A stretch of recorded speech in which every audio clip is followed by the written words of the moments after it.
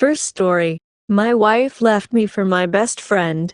I guess I should say STBXW and ex-best friend.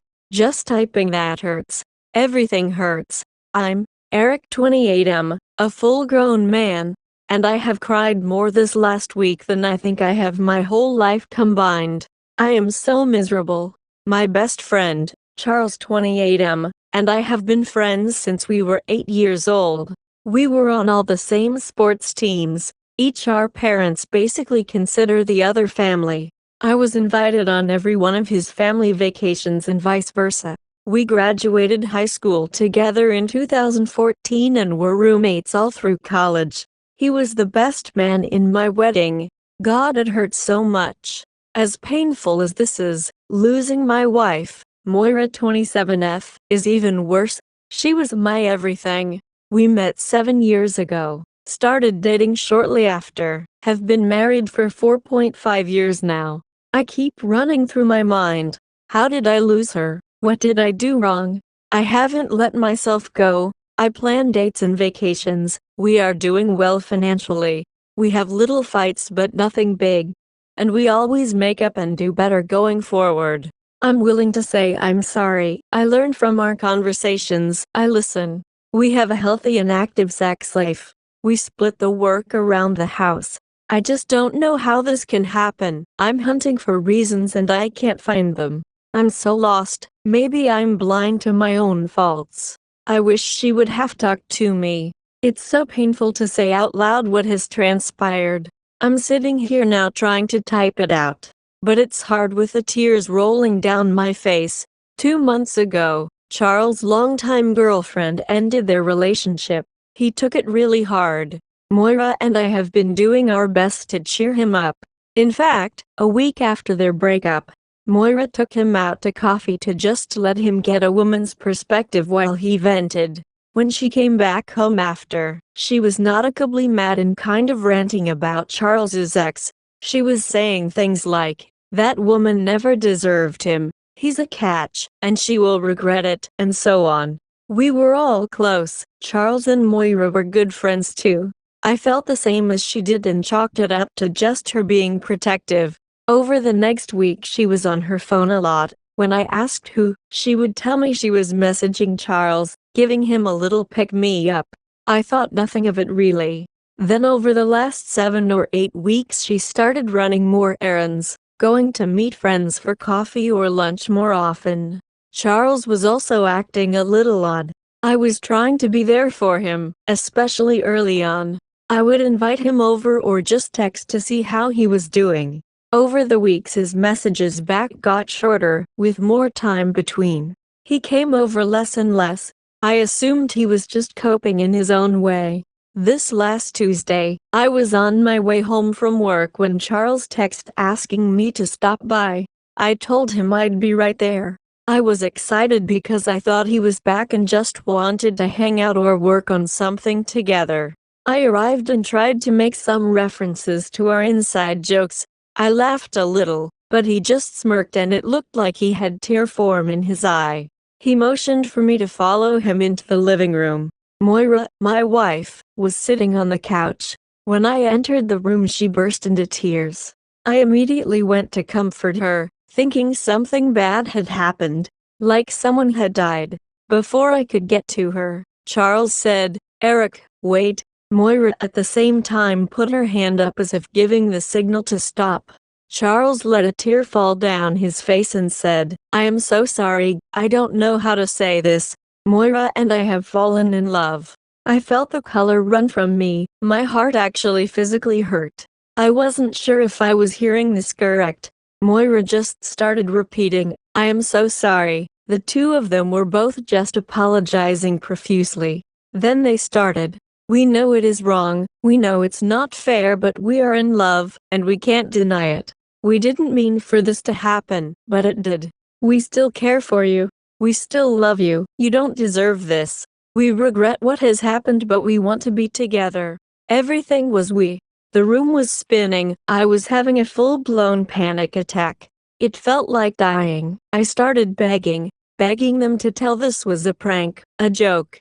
Please, I don't care if you're filming this. I don't care if you share it to the world. Just please let this be fake, please. I was hysterical in this moment. Moira put her arms around me and tried to comfort me, and I let her. I just cried. When I calmed down, they repeated it was real. They loved each other. They wanted to be together. I asked the how, the when, the why. After his breakup, they just felt this spark at that coffee meeting. Before they knew it, the spark was an inferno. They said they tried to fight it, talked about how unfair it was to me, how wrong. Then Sunday, when my wife told me she was meeting a friend to shop, she actually came here to his house, and they made love for the first time. At that point they said there was no going back. They had to face the reality of their love, and that meant they had to come clean to me. I ran at that point. I got in my truck and I returned home. Moira followed behind, without Charles, about 10 minutes later. When she entered, I asked, "Why did you follow me?" She said, "Because I love you, and I don't want you to do anything permanent." I broke down again and begged her not to do this, begged her to have me back. She cried hard and apologized so many times. I asked over and over again what I did wrong. What did I do to drive her away? She just kept saying things like, "You've done nothing. You have been an amazing husband. I am at fault. I have failed you and fallen for him. We are in love and I can't stop it. It's not you. It was never you. You deserve great love and everything that comes with it. I'm so sorry I failed to give you that and never will be able to." Once I was calm again, she packed 2 large suitcases with most of her stuff. She left that day. She moved in with Charles. In the past week, I have received multiple apologies from both of them. Moira has been trying to check on me, telling me she loves and cares for me, and that she's here if I need her. I've left them mostly ignored. Moira told me she was extremely worried about me and asked for me just to confirm I was physically okay. I did send back yes, then felt bad about responding. She didn't deserve to know. Both Charles's parents and Moira's parents have called me this week. I answered both calls. The calls were very similar. The gist was they love me, care for me, and are so sorry. They are angry, disappointed, and hurt by their child's actions. They won't cut them off or anything, because they love their child, but they can't look at them right now. My family has been supportive, but they live pretty far away. My mother dropped everything and came to be with me for 3 days, but had to go back for work. My little brother has been checking in, but he has the emotional depth of a tin can. I still appreciate his efforts. I don't know how I'm going to survive this. It has changed my entire outlook on life. How could this happen? We had a great marriage. I know everyone thinks they do, but we really did. I tried, I really tried. Moira has said so many times that I did nothing wrong, that I was everything and more. But this still happened. If you can do everything right and this still happens, then it is inevitable. I'm so hurt. If the 2 most important people in your life can betray you, how can anyone trust anyone? Update. It's been 2 months since my last post. Thank you to all those who offered support and kind words. I am still reeling. My Eric 28M family is trying their best to support me. Moira, 27F, still messages some to check on me. She was doing this almost daily and offering apologies and support. After 2 more weeks of that, I finally replied, "Please stop. You're hurting me far more than you're helping." Now she only checks once a week. Monday, just as work was ending, this somewhat official-looking person came in and presented me with divorce papers. I went home and just sat there staring at it for the longest time before opening the envelope. I finally did. I guess you could say she's being generous. I get the house, no split, no buyout. I don't want it. We bought it just 16 months ago. I remember that day, the process. We were so excited, so happy. 3 bedrooms because when I turned 30 we were going to start having a family. At least 2 kids. The work we did to this place. These walls are the colors she picked out. The his and hers sinks in the bathroom we installed together. I can't keep living here. Too many memories. All the cookouts and game nights with Charles. In my lower moments, I just want to burn it down with me in it. The rest of the stuff in the papers is straightforward. She took all of our small amount of credit card debt. She left me $11,000 of the savings, taking only $3,500. I guess she's trying to literally pay for my pain. Amongst the papers was a note written by her, another apology and request to talk. Also a warning that her and her brother Kevin would be by Tuesday to collect the rest of her things. When I got home after work, they were all there waiting for me. There were 2 trucks. Moira and Kevin were waiting on the front porch. I could see Charles, 28M, was parked across the street and sitting in his truck. I walked up and Moira looked like she was going to cry again. I'm sure I looked terrible. She tried to hug me but I put my hand up. I pointed towards Charles and said, "What is he doing?" Moira said, "He doesn't feel right coming in, and says he has no right to be in your home. We needed him to drive one of the trucks." I shook my head and let them in. Kevin did pull me aside at one point and apologize. Told me he always considered me a brother, that this is a bad deal. He didn't really want to help. But it's his sister, they've always been close. I know he is here because they don't want me making a scene. When they loaded the rest of her personal things, and the few pieces of furniture that were hers from before our marriage, Kevin said, "I'll be right outside." I had spent most of their visit sitting on the backyard slab, thinking about how Charles and I were going to build a deck on this very spot this summer. When I noticed that they appeared to be finishing up, I had gone back in. When Kevin walked out, I thought, here we go, time to dump another 10K tons of pain on me. I wasn't wrong. Moira told me she thinks she is 6 weeks pregnant. She didn't want me finding out from someone else or at a sensitive moment. She felt she owed it to me to tell me herself. I asked, was that an accident or was the waiting until 30 rule only for me? She looked sad. I saw that little quiver in her lip. We want a family now. I went off birth control the same day I moved in. I'm so sorry for how this all happened. I sat down on the couch. She took a step towards me then stopped. She turned and went for the front door. So much suffering, I couldn't hold it in. Was I just a placeholder? Is Charles who you always wanted? Did you pick me because it meant you'd get to be around him? I just don't understand. You've been in each other's lives for years. I've never suspected anything. The most he's ever said about you that would lead me to think anything was that I am a lucky man. I just don't get it. I had tears again. She turned and ran back over, putting her hand on my back. She was direct in tone. No, nothing like that. Nothing had ever happened between us ever. I loved you. You were amazing. This just happened. It just happened. I'm sorry. It's so wrong, but we can't stop. I'm so sorry. At that point she turned and ran out of the house in tears. I'm left here, alone, picking up the pieces of my own shattered life. Update. I figure most of you have never heard my story. The last post I made is linked at the top. I, Eric 35M, was betrayed by my best friend Charles, 35M, and my then wife Moira, 33F.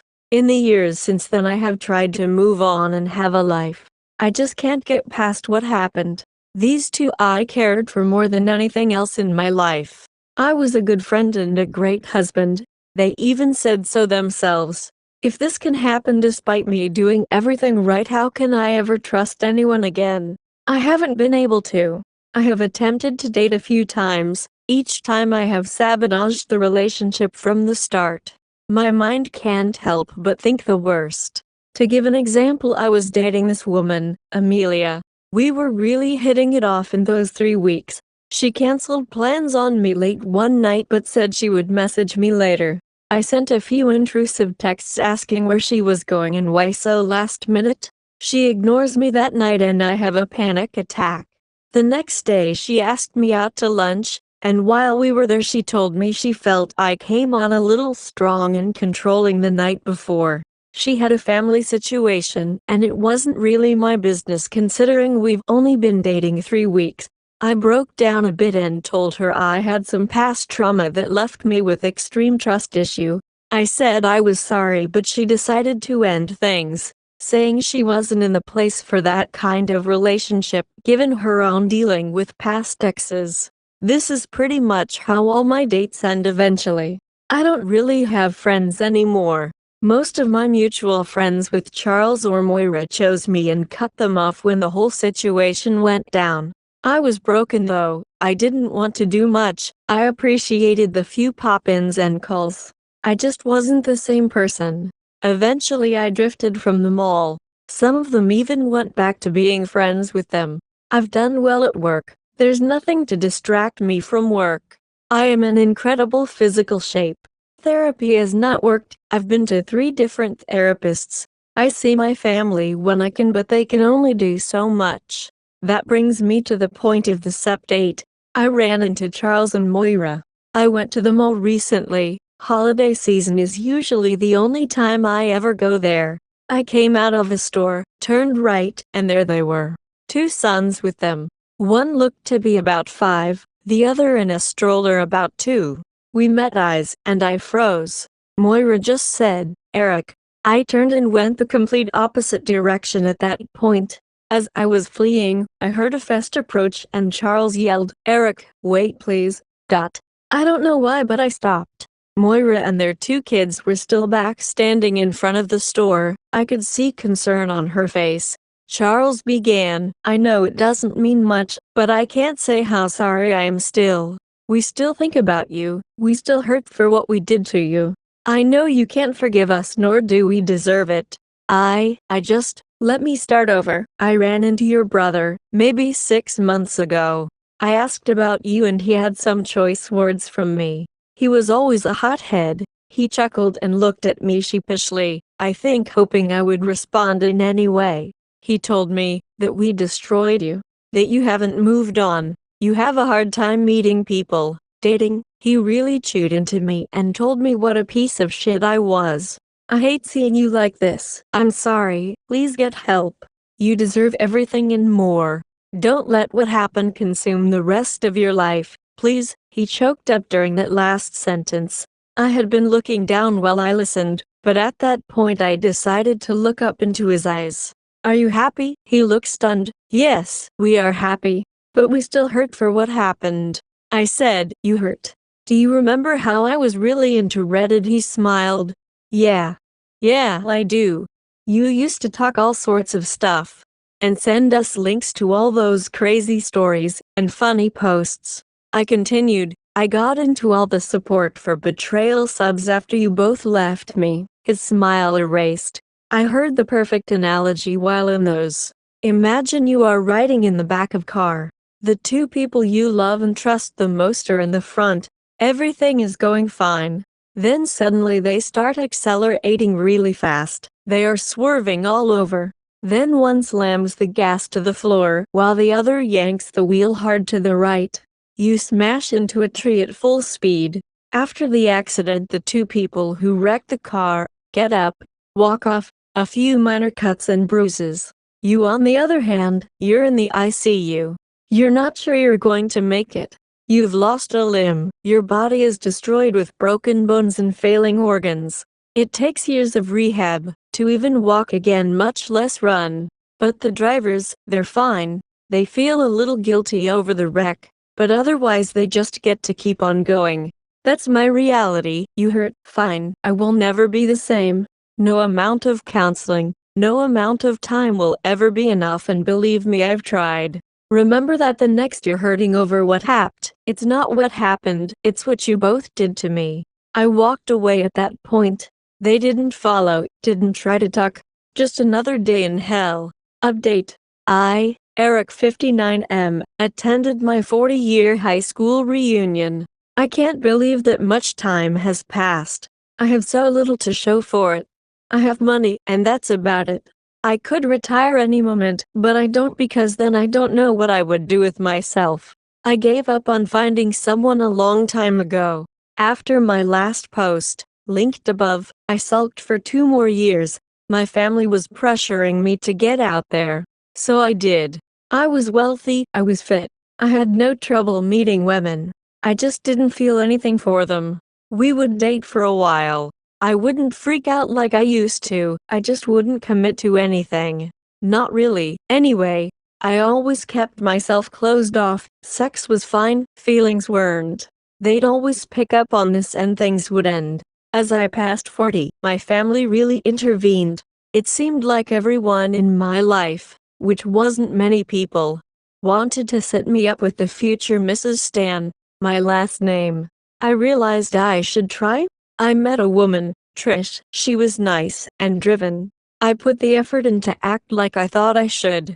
She was no dummy though. She could tell I wasn't really in. It came to a head in a big argument about a year in. That was my last relationship, 16 years ago. My little brother died 2 years ago. I still miss him. My parents have been gone for a few years now too. I think these are the things that made me go to the reunion in the first place. After all this time, I needed to socialize, if even for a only night. I was not going to go at all out of fear that Charles, 59M, and Moira, 57F, would be there. But I got over it. For the most part it was a relatively tame evening.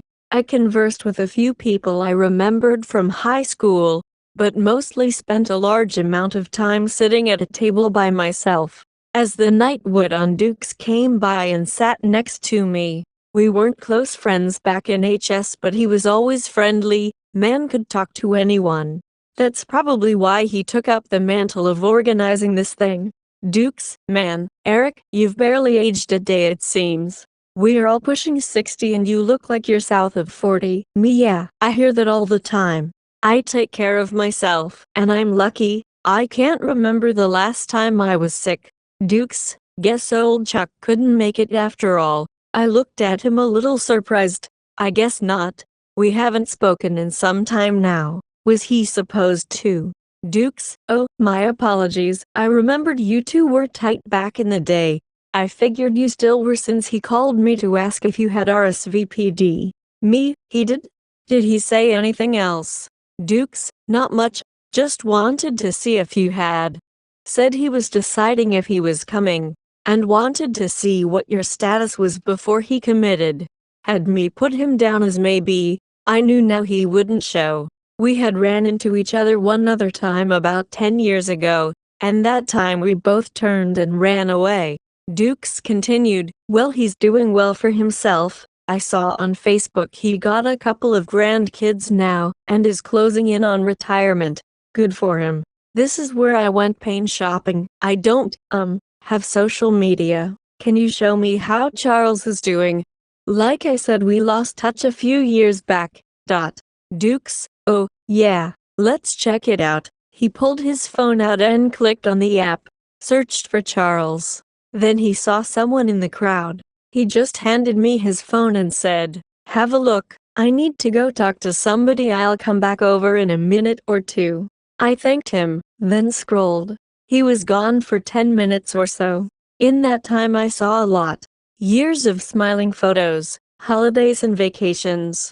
They had 3 kids, and 2 grandkids, and their daughter was currently pregnant with twins. Saw my ex-in-laws. Birthday messages. My once upon a time Phil had a post calling Charles the best son-in-law a man could ask for. I saw events and parties with old friends. It was the life I was supposed to have. I left shortly after. A few days later I got a call from Dukes. He was apologizing profusely for his faux pas in bringing up Charles. I guess after I left, someone who was in the know told him what had gone on between Charles and I. Dukes was a nice man. He didn't have to call, but he did. He ended the call like everyone always does. If you need anything, don't hesitate to ask. Like everyone else who hears this, there was never anything to ask for, because no one can make your memories go away or stop your heart from hurting. They say time heals all, but for me, time just makes it worse. Update. I can't believe even after all this time, they still find ways to pop back into my life. It's been a lot of years since I updated this post. A part of the story permanently ended recently. I, Eric 76M, live a very routine life. I have been mostly alone for the last 48 years. I made a ton of money by being a workaholic, and rarely spending any of it. I still work out regularly, and often get mistaken for a man in his early 50s. I awoke this morning, had breakfast, worked out, watched a movie. This is typical. On most days I go for a walk around noon, especially here in February when it's colder. I leave out of my apartment and head towards a cemetery nearby. I like walking the paths and enjoying the peace. Sometimes when I walk there's a service going on. I always take paths that go around or away from the services. This cemetery is rather large and has a number of single-lane roads going through its grounds. Often when a service is going on, the local funeral homes will put small signs with the deceased's last name on them so that those coming know which way to turn. As I entered and prepared to walk down my usual paths, I noticed the sign said Francis on it. That is the last name of my former best friend Charles, 76M. I decided to walk down that path towards the service. I was not dressed for it, not in my red tracksuit. But curiosity was winning this day. I came up on the scene just as it must have ended. People were getting back into cars and heading back towards me as they exited. I could see a large group, probably immediate family, standing around consoling each other. I just stood and watched from a distance. Though I was a little ways out, my eyes have always been perfect. I could see that the matriarch of the group was my ex-wife Moira. I hadn't so much as seen a picture of her in 15 years, but that was without a doubt a 75-year-old version of her. They got her in the car, and we're coming this way. As it went by I stared into the cabin. The car went a few feet past me and came to a sudden stop. Moira appeared from the back passenger side. She looked at me with tears in her eye. "Eric, you've barely aged a day. I can't believe you came. Thank you." She rushed forward as quick as she could and threw her arms around me. I put mine around her. I was caught off guard by the gesture and just kind of went with it out of reflex. I don't think I had ever felt more awkward. I whispered in her ear warmly, "Moira." She looked up at me, and our eyes locked in. I kissed her and she kissed me back, warm and tender. Then she snapped out of it and gasped audibly. She stepped back, eyes filling with tears. She said the words I never wanted to hear again, for I heard them far too many times, "I'm so sorry." Then she scurried into the car. I thought to myself, "Charles, I hope you were looking down just now. With any luck I will be her last kiss. Take that, you dead fuck." I was about to turn and walk away when the driver got out and approached. He walked up, hand extended. I shook it. The man said, "Eric, right? I'm Scott, my mother's oldest. I don't know how to say this. I know all about your history with my parents. I want you to know they never stopped regretting, at least to some degree, what happened between you all. I hope you will forgive my mother for her behavior just now. She's been hearing your name for the last few years. My father had dementia towards the end, and she has been enduring him asking where her husband Eric is at for the past couple years, and if he'll be back soon. Seeing you today was unexpected and a lot for her. So I'm sorry, he's gone now and she's grieving, you understand, right?" I met his eyes. "My boy, I understand all too well what it's like to lose your spouse and best friend in one moment." With that I turned and continued my walk down the path. With everyone gone I stopped by the headstone. It read, "In loving memory Charles P. Francis, October 6, 1995 to February 14, 2072. Beloved husband and father." I feel like that bottom line should say treacherous bastard and backstabber, but no one asked me. I entertained the thought of coming back at night and pissing on his grave, but I won't. The knowledge that I haunted him for the last of his days will be comfort enough. Update. Today is the 10-year anniversary of Moira's passing. I, Eric 99M, actually took the effort to print out her obituary. Moira Mackenzie Francis passed away after a long battle with breast cancer on May 5, 2085 at the age of 88. She was born to Sean and Teresa Thomas. After college she became a teacher, and later had a long and prominent career as the superintendent of schools for the Worcestershire School District. Moira was married to Charles P. Francis from January 1, 2025 to his passing on February 14, 2072. She is survived by her 3 children, Scott, Henry, and Jeannie. Her 6 grandchildren, Warren, Robert, Alex, Lorna, Aurora, and Kurt, and her 8 great-grandchildren, Logan, Sean, Rachel, Bishop, Elizabeth, Catherine, Allison, and Peter. Moira loved to spend time with her family and volunteer throughout the community. Services will be held at Wilson Funeral Home on May 8 at 10 a.m. She will be laid to rest next to her husband at Frost Cemetery. I have read this thing way too many times over the last decade. I let it haunt me to some degree. I've wallowed in sadness for 70 years because of her and Charles. Recently that turned to anger. Ancestry DNA kits had a super sale, 90% off for anyone over 90. I thought, what the hell? I matched with one of my brother's kids. I should have maintained a relationship with them. They moved several states away, but looking back now this is just another regret. I had a few other matches, including a cousin I didn't know who lives in Hawaii. But the most painful thing I read in my entire report was a match with 2 teen girls here in my city. Their names are Rachel and Liz Francis. Scott was mine. She lied to me 70 fucking years. She told me she was 6 weeks along. I still remember that day. I still remember the pain thinking 2 months ago I was married to this woman, and now she's 6 weeks along with my best friend's kid. She wasn't. She lied. I met with Rachel, Liz, and briefly with Warren recently. Warren was still having some trouble processing the whole reality of it all. He loved his grandparents. Now knowing the truth has him a bit in disbelief, but he did say he would like to visit me and find out more in the future. The girls have another sister named Allie, but she didn't meet with me. She's young, only 11 years old, so I understand. I got the usual from the girls. There's no way you are 100 years old. You look younger than our grandpa did when he died. Yes. My son died 2 years ago at the age of 68 from cancer. I'm at least thankful I got to shake his hand that day 23 years ago. The girls told me all about themselves, their parents, aunts, uncles, cousins. They have some memories of Moira. Knowing what she did now, I sped them through that part because my memories of her are full of disdain again. Rachel is actually leaving for college soon. Liz plans to join her there in 2 years. We parted ways, but they both promised to see me again before school started.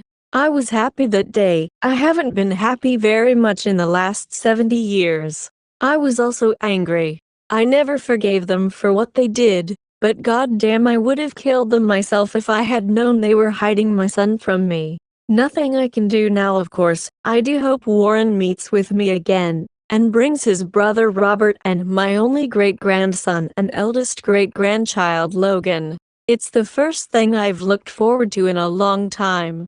Update. The last dozen or so years of my life have almost made up for the previous 70. It happened in the most fucked up way, but I actually have a family. My biological grandchildren and great-grandchildren have formed a real relationship with me. It was pretty natural forming with the great-grandkids. Warren and Robert took some time. I understand, they had grandparents, they loved them and thought they were great. There was a little dissension amongst the rest of the family when I came into the picture, as there was worry that Charles may have not fathered any kids. They did DNA tests and it appears they are Charles's children. At very least they are full siblings. Since Charles had been in the ground for over 25 years, they obviously didn't have his sample. All their concerns were further put to bed when one of them finally went through the junk drawer at their family home, which now belongs to Jeannie's son Alex, and found a post-it note with the login information to Moira's Google Drive. It had a memoir written by Moira detailing her life, up until she was about 61. In it was the confession that she lied to everyone and stated she was 6 weeks along instead of 10 weeks along, and when Scott was born at 34 weeks she simply claimed he came early. Charles never knew. She took that to her grave. The rest of it was largely mundane. It confirmed Charles was the father of Henry and Jeannie. It made no mention of any further infidelity on either of their parts, or any major problems really. I found that disappointing. Granted, I never got to read it. I was getting all my intel secondhand from Rachel and Liz. So maybe it was more scandalous than they told me. Probably not though. Those two girls have really taken a liking to me. I don't get to see them that often, but I cherish every moment I do. They got me on all sorts of weird social medias. When we first met I wasn't sure they'd want to see me again. They said they would, but you know how teens are. They did though, and it was that second meeting that finally got me up and on with my life. I went to my doctor. We had a long conversation. He did all the possible tests and confirmed what I knew. I was in shape like no person my age had ever been. He said he couldn't explain it. Perfect vision, hearing, cognition. I have the joints of a man in his 30s despite being a lifelong gymaholic. He said it's like I just don't age, at least not like the rest of us. It was funny because I always considered it a curse. I still remember my 95th birthday and cursing the heavens why they left me here like this. And I'm not even religious. Saying if they were going to make me suffer through this life forever, why couldn't they at least take my mind from me? What was the point in being like this if I had no one to spend it with? After my doctor gave me the green light, I decided I was going for all of the old man records. The girls helped me manage me social media accounts and I've become somewhat famous. I have over 2 million followers across my 3 platforms. So far I have claimed, oldest man 2. Bungee jump, skydive, fight in a sanctioned MMA fight. I lost, run the Boston Marathon, visit all 7 continents in the same year. I even got an offer to become the oldest person to ever star in an adult film. I declined. No one needs to see that. The buzz around that is actually what got me like half my followers, if you can believe it. I have a few items on my bucket list still and figure a few more world records are in order. But best of all, I finally understand what it's like to live. Update, hi Reddit people, it's me Rachel. I knew my Gramps had just posted this about a week ago. He unfortunately died in a cave diving accident. He will be happy knowing he still gets the record for oldest cave diver. I'm really sad still. I only got to know him for 12 years, but I am glad he went the way he did. He always said he didn't want to die alone in a bed, and he did. Eric Nathaniel Stans, September 17, 1995 to August 12, 2107.